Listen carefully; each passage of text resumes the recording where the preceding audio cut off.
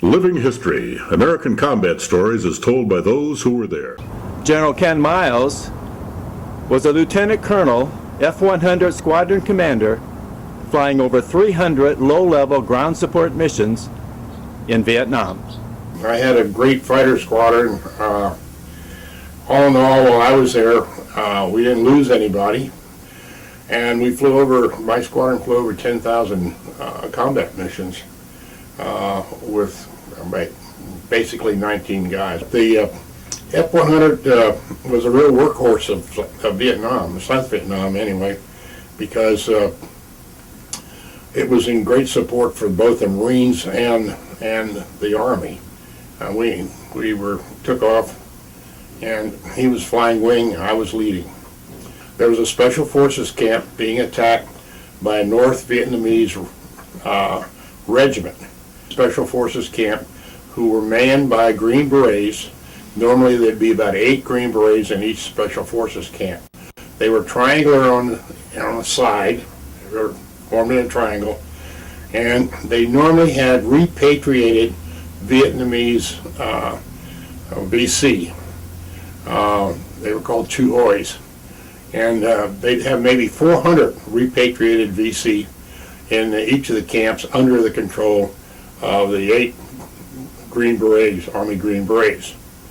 Well, this particular camp was Tan Le Chom, and it was located about 80 miles to the northwest of Saigon. There was a forward air controller airborne above the Special Forces camp. And so they put me in contact with him. And I said, well, where are you and what's the weather like? And he said, well, it's terrible. The ceiling was probably about an 800-foot ragged ceiling with rain. And I said, well, what's the terrain like? He said, well, there's hills on both sides and there's some mountains there. Well, we're at 25,000 feet and we got all this weather beneath us and it's dark. It's about 1:30 in the morning. So I said, I don't see how we can come down without hitting any of the hills or anything.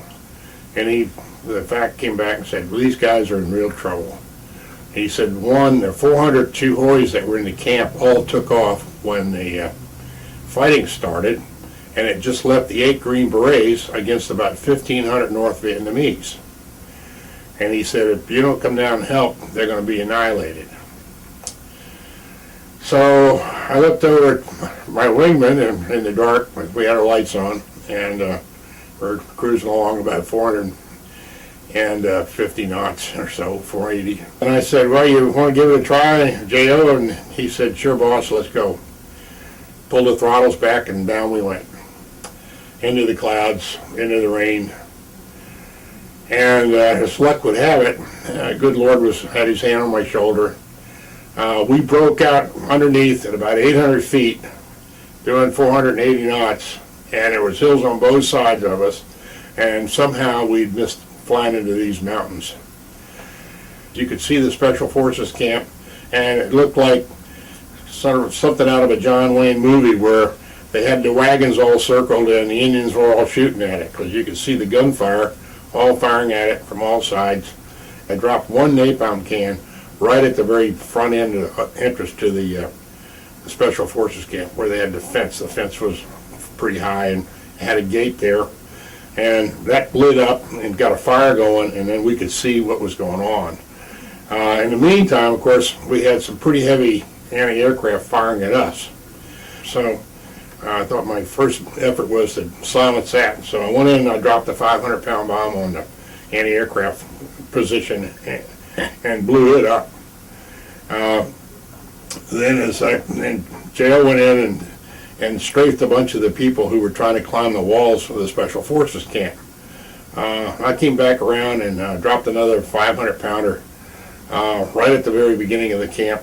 Continued to strafe and shoot the people off the wall until we ran out of ammunition. Well, we didn't have anything left, so when we were totally expended, we left and flew back to, climbed back out, flew back to Phan Rang, and landed, and gotten two new airplanes that had been uploaded. And since we knew where things were, took back off and went back down there about 2:33 in the morning and did it all over again. And so that's as a result of that, we actually turned the tide, and the Arvin division left. But of the 8 Green Berets in there were 7 of them were wounded, and although they all survived, but they were wounded, and one Chief Master Sergeant was not.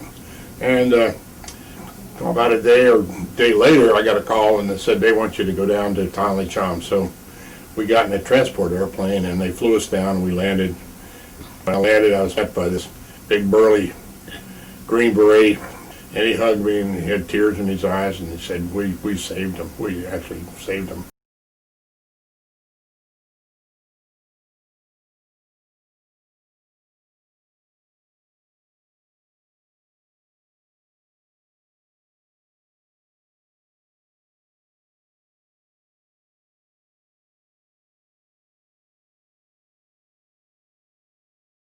You may contact the Palm Springs Air Museum at 760-778-6262 for more information concerning the Veterans History Project. We're happy to interview any veteran or civilian who participated in any of our country's military conflicts, and will provide a DVD of the interview for the family.